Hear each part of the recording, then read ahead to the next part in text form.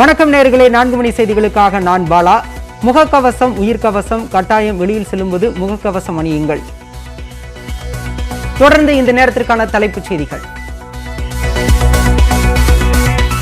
சட்டப்பேரவை எதிர்க்கட்சி துணைத் தலைவராக ஓ பன்னீர்செல்வம் தேர்வு. கொறடாவாக தேர்வு செய்யப்பட்டார் எஸ்பி வேலுமணி.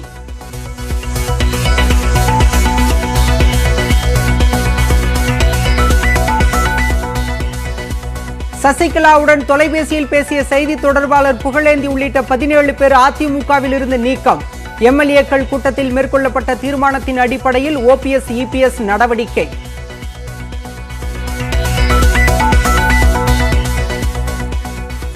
ஊரடங்கு தளர்வை அடுத்து 27 மாவட்டங்களில் தேநீர் மற்றும் சலூன் கடைகள் திறப்பு. டாஸ்மாக் கடைகள் திறக்கப்பட்டதால் வரிசையில் காத்திருந்து மது பாட்டில்களை வாங்கிய வாடிக்கையாளர்கள்.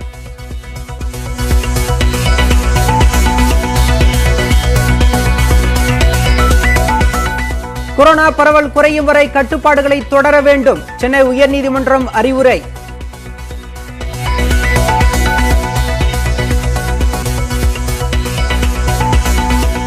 நீட் தேர்வின் பாதிப்பு குறித்து ஆராய அமைக்கப்பட்ட குழு சென்னையில் ஆலோசனை.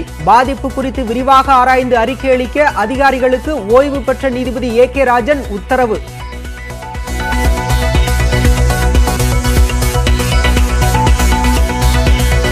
தமிழகத்தில் 11ஆம் வகுப்பு மாணவர் சேர்க்கை தொடக்கம். பள்ளிகளை திறக்க தற்போதைக்கு வாய்ப்பு இல்லை என அமைச்சர் அன்பில் மகேஷ் பொய்யாமொழி தகவல்.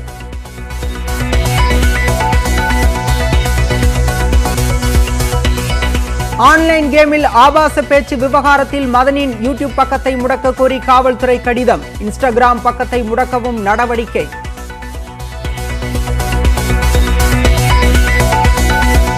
சிவசங்கர் பாபா மீதான பாலியல் புகாரில் சிபிசிஐடி விசாரணை தொடக்கம். சுஷில்கரி பள்ளியிலிருந்து மாற்றுச் சான்றிதழ் கோரும் மாணவர்கள்.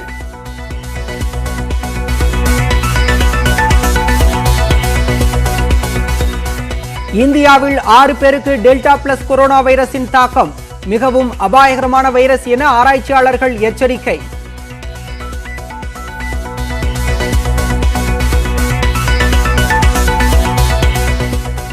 ட்விட்டரில் தனது பெயரில் போலி கணக்கு தொடங்கப்பட்டதாக குற்றச்சாட்டு. நடவடிக்கை எடுக்க கோரி காவல் ஆணையர் அலுவலகத்தில் நடிகர் செந்தில் புகார்.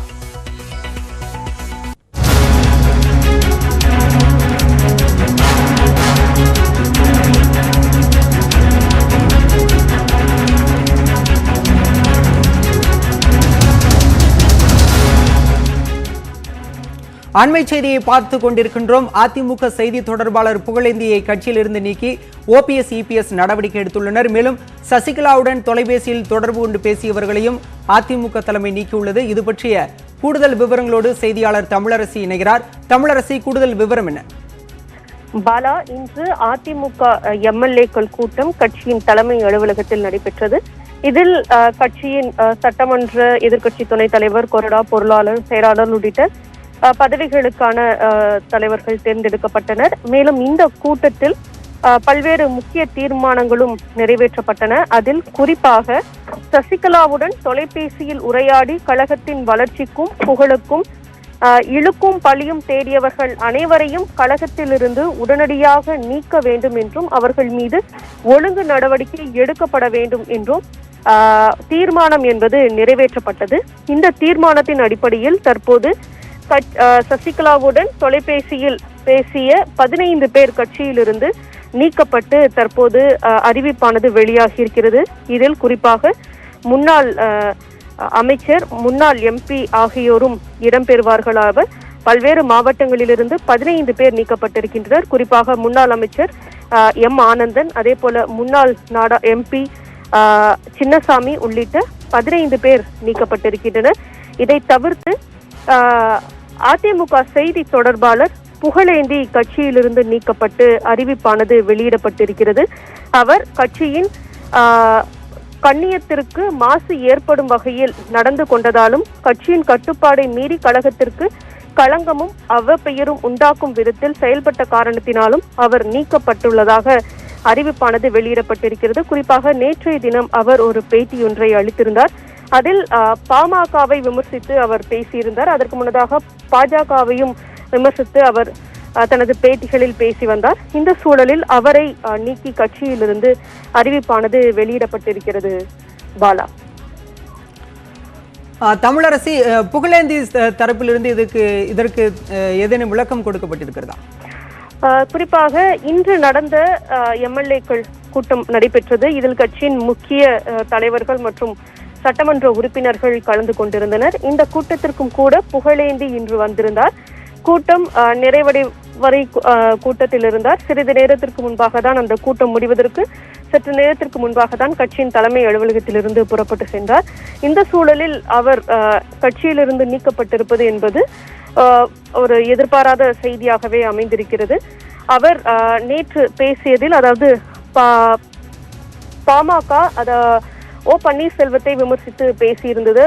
அதில் அந்த 10.5% இடஒதுக்கீடு தொடர்பாகவும், அதே போல அதிமுக தலைவர்களை பாமக விமர்சித்து பேசக்கூடாது என்றும் ஒரு காட்டமான ஒரு பேட்டியை நேற்று அவர் புகழேந்தி அளித்திருந்தார். இந்த சூழலில் இந்த அறிவிப்பு என்பது வெளியிடப்பட்டிருக்கிறது. அதே போல அந்த 15 பேர் நீக்கம் என்பதும் இதற்கு முன்பு வரை திருமதி சசிகலா அமமுகவில் இருக்கக்கூடியவர்களிடம்தான் பேசி வருகிறார், தொலைபேசியில் பேசி வருகிறார் என்றே கட்சியின் முக்கிய தலைவர்கள் தெரிவித்து வந்தனர். அதிமுகவினருடன், அதிமுக தொண்டர்களிடம் பேசவில்லை என்றே தெரிவித்து வந்தனர். இந்த சூழலில் தற்போது 15 பேரை கட்சியிலிருந்து நீக்கி அறிவிப்பானது வெளியிடப்பட்டிருக்கிறது. தொடர்ந்து சசிகலா பேசுவதன் மூலம் கட்சியில் பெரிய பிரச்சனைகளை ஏற்படாத சூழல் தடுக்க வேண்டும் என்ற அடிப்படையில் முன்னதாக இந்த நடவடிக்கையை அதிமுக தற்போது மேற்கொண்டிருப்பதையே இது காட்டுகிறது. பாலா, தமிழரசி, சசிகலாவுடன் பேசியவர்கள் அதிமுகவினர் அல்ல, அமமுகவினர் தான் என்று 2 நாட்களுக்கு முன்பு கூட பேட்டியில் ஒரு பொன்னையன் மூத்த தலைவர் சொல்லியிருந்தார். தற்போது பலரை நீக்கி நடவடிக்கை எடுத்துள்ளது. இதனுடைய பின்புலம் என்ன, வேற என்ன?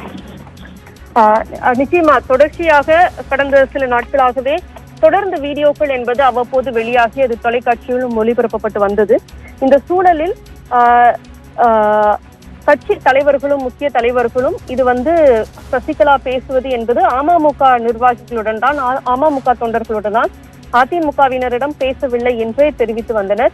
இந்த சூழலில் இந்த நடவடிக்கை என்பது, அதாவது சசிகலா தொடர்ச்சியாக இவ்வாறு பேசி வருவது என்பது அதிமுகவினரிடையே ஒரு சலசலப்பை ஏற்படுத்தி இருக்கிறது என்றே சொல்லலாம். தொடர்ந்து இது எந்த அடுத்த கட்ட பிரச்சனைக்கு இது செல்லக்கூடாது என்பதை ஆரம்ப கட்டத்தில் தடுக்கும் நோக்கத்தோடும் இந்த நடவடிக்கையை அதிமுக மேற்கொண்டிருப்பதாகவும் நமக்கு தெரிகிறது. தொடர்ந்து கட்சியின் புகழுக்கும் தமிழரசி தொடர்ந்து பேசலாம். தற்போது அதிமுக செய்தி தொடர்பாளர் வைகை செல்வன் இணைப்பில் உள்ளார். சார் வணக்கம். சார் வணக்கம் சார். அதிமுகவின் தலைமை எப்படி பாக்குறீங்க? குறிப்பா சொல்லியிருந்தீங்க சசிகலாவோட பேசினவங்க அதிமுகவினர் கிடையாது, அமமுகவினர் தான் அப்படின்னு சொல்லியிருந்தாங்க.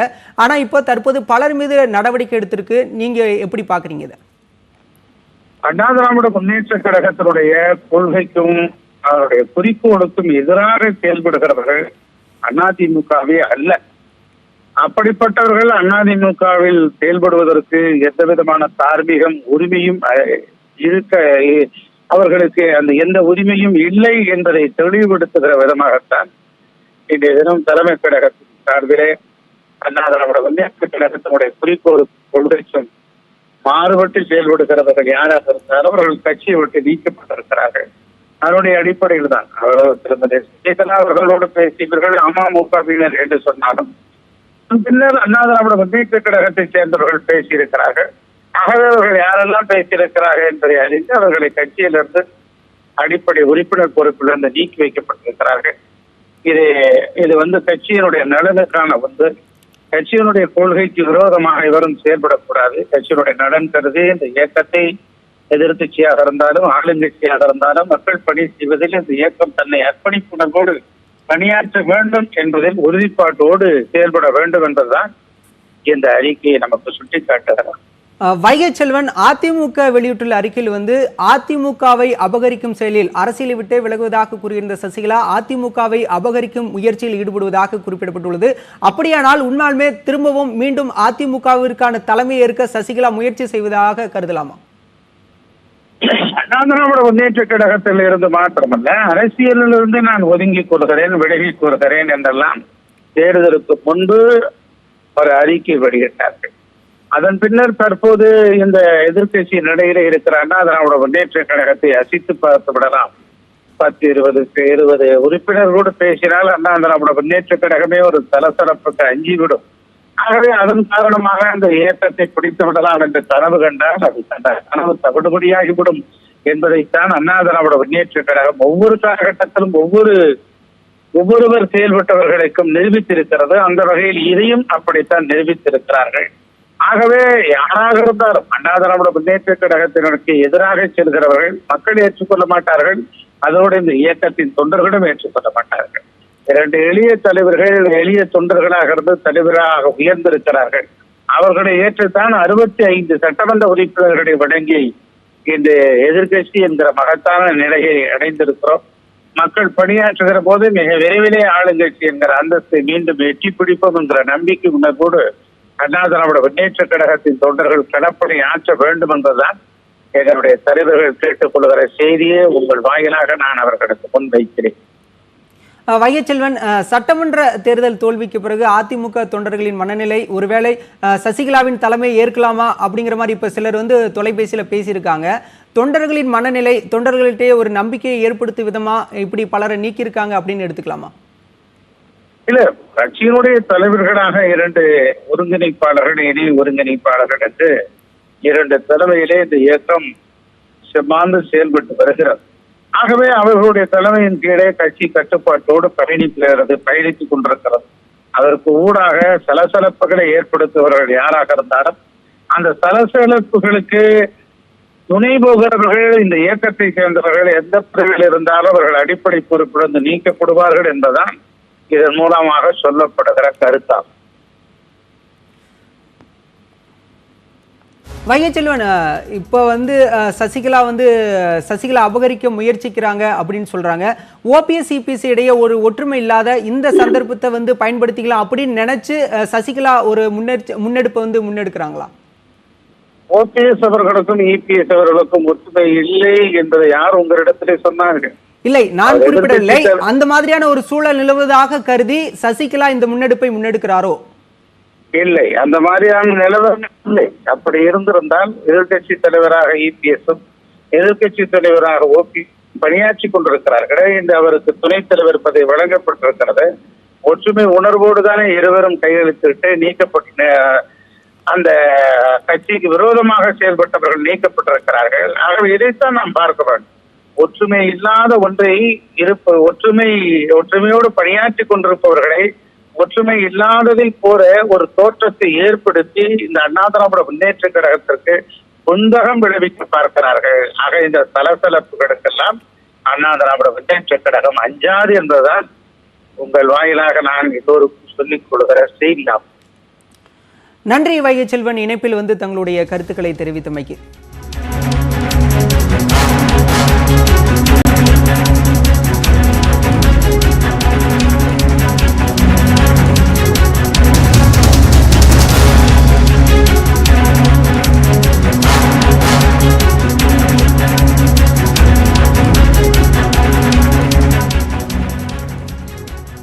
சசிகலாவுடன் தொலைபேசி வாயிலாக தொடர்பு கொண்ட பலரை நீக்கி அதிமுக தலைமை நடவடிக்கை எடுத்துள்ளது. இது பற்றிய நாம் பார்த்துக் கொண்டிருக்கின்றோம். குறிப்பாக அதிமுக செய்தி தொடர்பாளர் புகழேந்தி நீக்கப்பட்டுள்ளார்.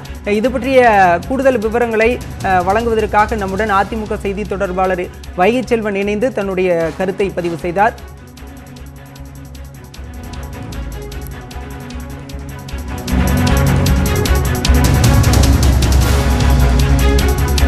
தொடர்ந்து அதிமுக தொண்டர்களுக்கு அதிமுக தலைமை ஒரு எச்சரிக்கை விடுத்துள்ளது. சசிகலாவுடன் தொலைபேசியில் தொடர்பு கொண்டு பேசினால் கட்சியிலிருந்து நீக்கப்படுவார்கள் என்று எச்சரிக்கையும் விடுத்துள்ளது. கடந்த சில நாட்களாக சசிகலா அதிமுகவினர் சிலருடன் தொலைபேசியில் பேசுவதாக தகவல் வெளியான நிலையில் அதிமுக தலைமை இந்த நடவடிக்கை எடுத்து அறிக்கை வெளியிட்டுள்ளது. அது பற்றிய செய்தியை நாம் தற்போது பார்த்து கொண்டிருக்கின்றோம்.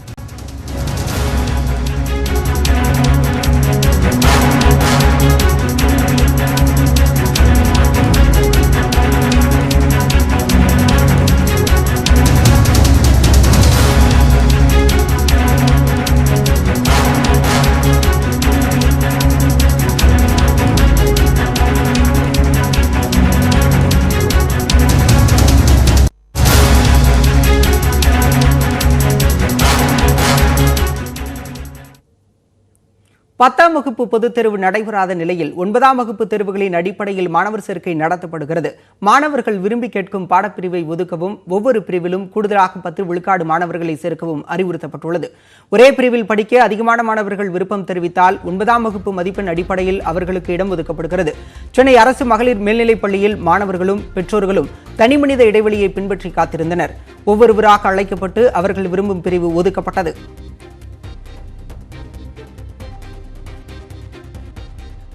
என்னுடைய பொண்ணு ஷோப்னா ஸ்ரீக்காக நான் இங்கே வந்திருக்கேன் சார். +1 ஜாயின் பண்ணுறதுக்கு. அவள் ஃபஸ்ட் குரூப் கேட்டிருக்கா. சரி, அவள் 10th எக்ஸாம் எழுதலை. அவங்க 10th ஃபஸ்ட்டு காலாண்டு அரையாண்டு அப்படி இல்லைன்னா 9th மார்க் ஷீட்டை வச்சு இங்கே கொடுக்குறதா சொல்லியிருக்காங்க.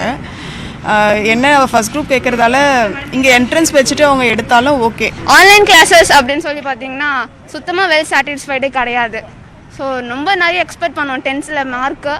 ஸோ எதுவுமே இல்லை, அது கொஞ்சம் கஷ்டமாக இருக்குது. ஸோ இந்த வாட்டி அகாடமிக் இயராவது ஸ்கூல் ரீஓப்பன் ஆகி டீச்சர்ஸ் வித் ஸ்டூடெண்ட்ஸ் இன்ட்ராக்ட் பண்ணி சொல்லி கொடுத்தா ரொம்ப நல்லா இருக்கும் நான் எதிர்பார்க்குறேன். தேங்க்யூ.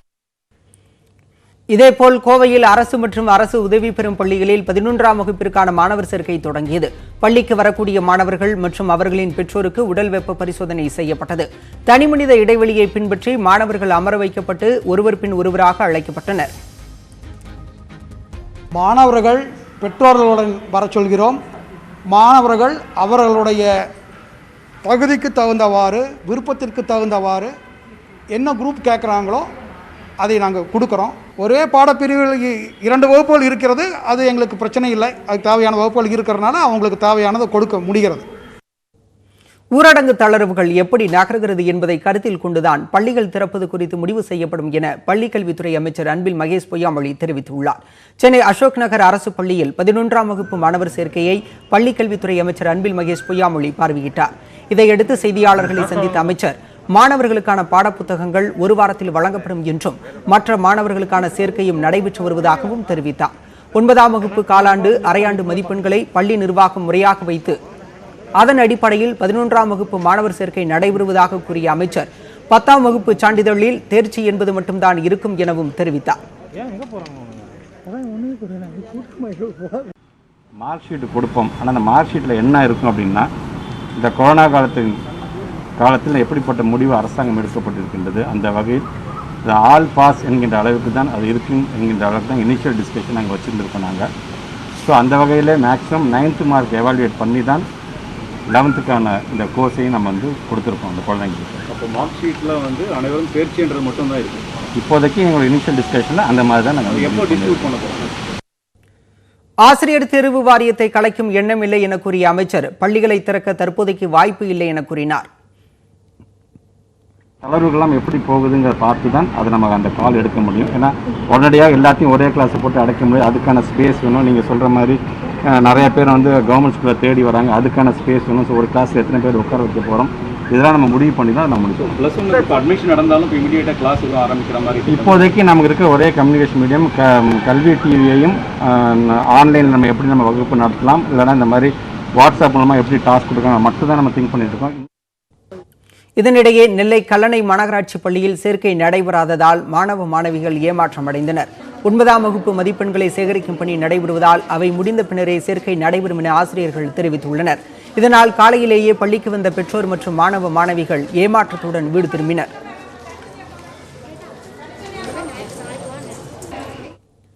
இது நெட்வொர்க் 18 மற்றும் ஃபெடரல் பேங்க் இணைந்து வழங்கும் சஞ்சீவினி தடுப்பூசி விழிப்புணர்வு நேரம். கொரோனா தடுப்பூசியை அனைத்து குடிமக்களும் செலுத்திக் கொள்ள சஞ்சீவினி இயக்கம் கேட்டுக்கொள்கிறது. அனைவரும் தடுப்பூசி போட்டுக்கொள்ள ஊக்கம் அளிக்கும் சஞ்சீவினி இயக்கத்தின் விழிப்புணர்வு கீதம் இதோ.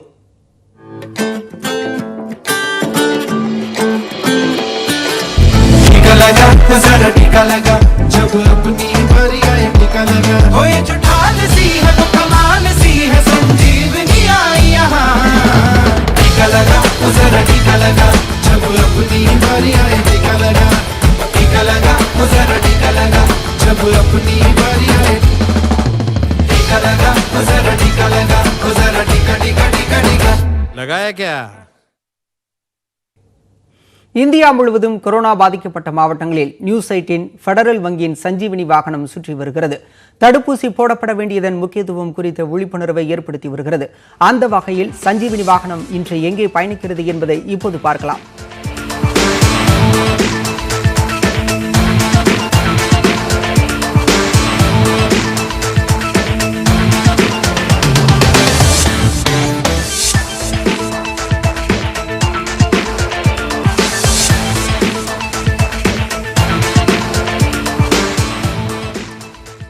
மேலும் பல்வேறு செய்திகளை விரைவு செய்திகளாக பார்க்கலாம்.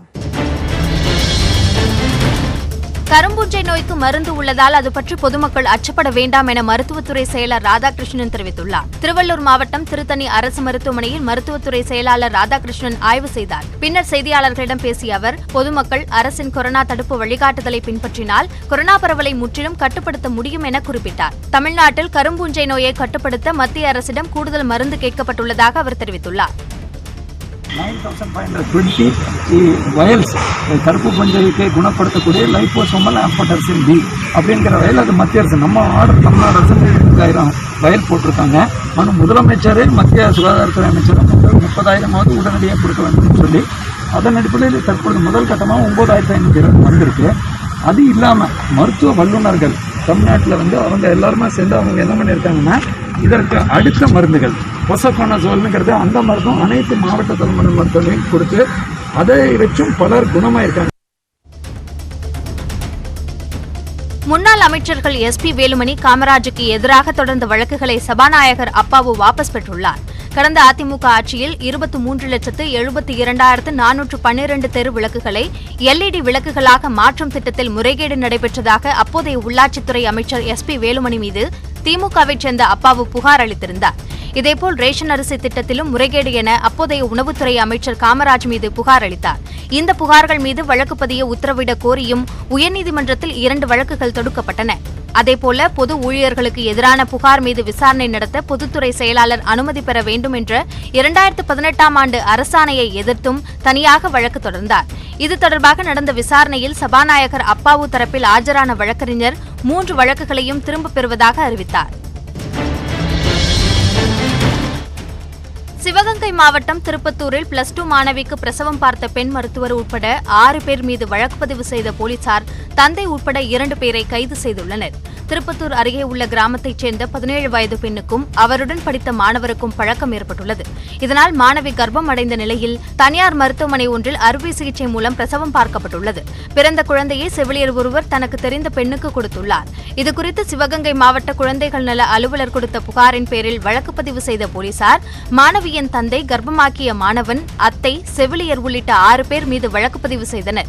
மேலும் மாணவர் மற்றும் மாணவியின் தந்தையை கைது செய்துள்ளனர். நியாய விலைக் கடைகளில் 2வது தவணையாக 2,000 ரூபாயையும் 14 வகையான மளிகை பொருட்களையும் நாளை முதல் இம்மாத இறுதி வரை எப்போது வேண்டுமானாலும் பொதுமக்கள் பெற்றுக் கொள்ளலாம் என உணவுத்துறை அமைச்சர் சக்கரபாணி தெரிவித்துள்ளார். சென்னை தலைமைச் செயலகத்தில் செய்தியாளர்களை சந்தித்த அவர், மக்கள் அவசரமின்றி தனி மனித இடைவெளியை பின்பற்றி ரேஷன் கடைகளில் பொருட்களை வாங்கிச் செல்ல வேண்டும் என்று கேட்டுக் கொண்டார். நடமாடும் நியாய விலைக் கடைகள் மூலம் பொருட்களை விநியோகம் செய்வது தொடர்பாக முதலமைச்சரிடம் ஆலோசித்து நடவடிக்கை எடுக்கப்படும் எனவும் அவர் கூறினார். அந்த பொருட்கள் 14 வகையான மளிகை தொகுப்பும் 2வது தவணையான 2,000 நாளைக்கு வழங்க இருக்கிறார்கள். பொதுமக்கள் அந்த பொருளை பெறுவதற்கு யாரும் அவசரப்பட வேண்டியதில்லை, அச்சப்பட வேண்டியதில்லை. ஏனெனில் நாளை முதல் இந்த மாத இறுதி வரை எந்த நேரத்தில் வேண்டுமானால் அவர்கள் பெற்றுக்கொள்ளலாம். தமிழ்நாட்டில் நீட் தேர்வால் மாணவர்களுக்கு பாதிப்பு ஏற்பட்டுள்ளது தெரியவந்துள்ளதாக நீதியரசர் AK ராஜன் தெரிவித்துள்ளார். தமிழகத்தில் நீட் தேர்வின் தாக்கம் குறித்து ஆய்வு செய்யும் குழுவின் முதல் கூட்டம் இன்று சென்னை மருத்துவக் கல்லூரி இயக்குநரக அலுவலகத்தில் நடைபெற்றது. குழுவின் தலைவர் ஓய்வு பெற்ற நீதிபதி AK ராஜன் தலைமையில் நடைபெற்ற இந்த கூட்டத்தில் சுகாதாரத்துறை செயலாளர் ராதாகிருஷ்ணன், கல்வியாளர் ஜவஹர், மருத்துவக் கல்வி இயக்குநர் உள்ளிட்ட குழு உறுப்பினர்கள் கலந்து கொண்டனர். கூட்டத்திற்கு பிறகு செய்தியாளர்களை சந்தித்த குழுவின் தலைவர் நீதிபதி AK ராஜன், தமிழ்நாட்டில் நீட் தேர்வால் பாதிப்பு ஏற்பட்டுள்ளதாகவும் பாதிப்புத்தன்மை குறித்து ஆராய்ந்து அறிக்கை அளிக்க அதிகாரிகளுக்கு உத்தரவிட்டுள்ளதாகவும் கூறினார். எந்தெந்த இதில் யார் யார் எப்படி அஃபெக்ட் ஆகிறாங்க, எந்தெந்த மாதிரி பாதிப்பு இருக்குது, தமிழ் வழி கல்விக்கு எப்படி பாதிப்பு இருக்குது, நம்ம ஸ்டேட் போர்டில் இருக்கவங்களுக்கு எப்படி பாதிப்பு இருக்குது, இதெல்லாம் அனலைஸ் பண்ணுறதுக்கு சும்மா வாயில் சொன்னால் பத்தாது, டேட்டா வேணும். அந்த டேட்டாவெல்லாம் கலெக்ட் பண்ண சொல்லியிருக்கோம். பாதிப்பு இருக்குங்கிறது எல்லாருடைய கருத்து தான். பாதிப்பு இல்லைன்னு யாரும் சொல்ல முடியாது. பாதிப்பு இருக்க போய் தான் கவர்மெண்ட்லாம் வச்சுருக்கிறாங்க. பாதிப்பு இருக்குதா, எவ்வளோ தூரம் பாதிப்பு இருக்குங்கிறத நாங்கள் பார்க்க போகிறோம்.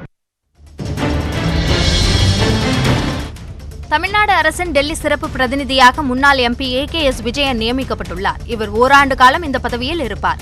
நாகப்பட்டினம் தொகுதியிலிருந்து 3 முறை MP-யாக தேர்ந்தெடுக்கப்பட்டவர் AKS விஜயன். திருவாரூர் மாவட்டம் சித்தமல்லியைச் சேர்ந்த இவர் BA படித்துள்ளார். கடந்த அதிமுக ஆட்சியில் டெல்லி சிறப்பு பிரதிநிதியாக தளவாய் சுந்தரம் இருந்தார்.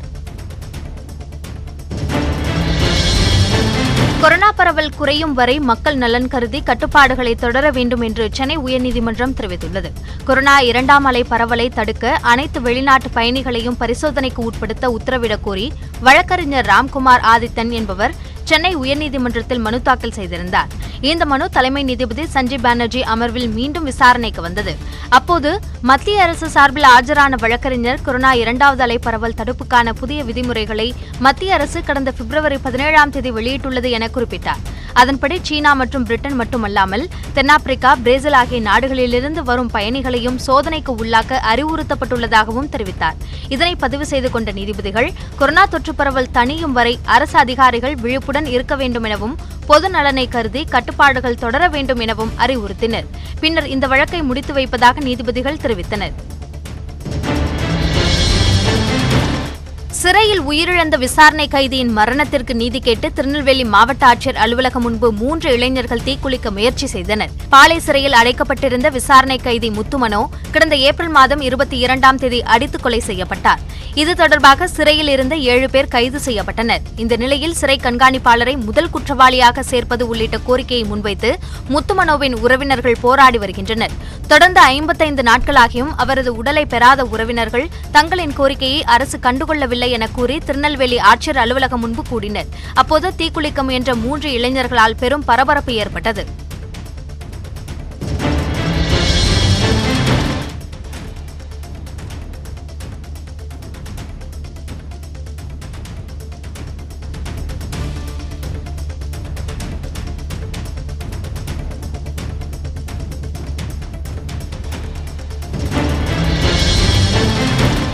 தூத்துக்குடி மாவட்டம் கோவில்பட்டியில் முழு ஊரடங்கின் போது டாஸ்மாக் கடையின் பூட்டை உடைத்து மதுபாட்டில்கள் விற்பனை செய்ததாக புகார் எழுந்துள்ளது. 1 மாதத்திற்கு பிறகு கோவில்பட்டி பால்பாண்டியன்பேட்டையில் உள்ள டாஸ்மாக் கடை திறக்கப்பட்டது. அப்போது மதுபாட்டில்கள் வைக்கப்பட்டிருந்த பல அட்டைப்பெட்டிகள் காலியாக இருந்ததால் அதிகாரிகளுக்கு தகவல் தெரிவிக்கப்பட்டது. முழு ஊரடங்கு சமயத்தில் கடை ஊழியர்களே மதுபாட்டில்களை கள்ளத்தனமாக விற்றிருக்கலாம் என புகார் எழுந்துள்ளதால் அங்குள்ள மதுபாட்டில்களின் மொத்த இருப்பு விவரம் குறித்து டாஸ்மாக் மண்டல ஊழியர்கள் ஆய்வு செய்து வருகின்றனர்.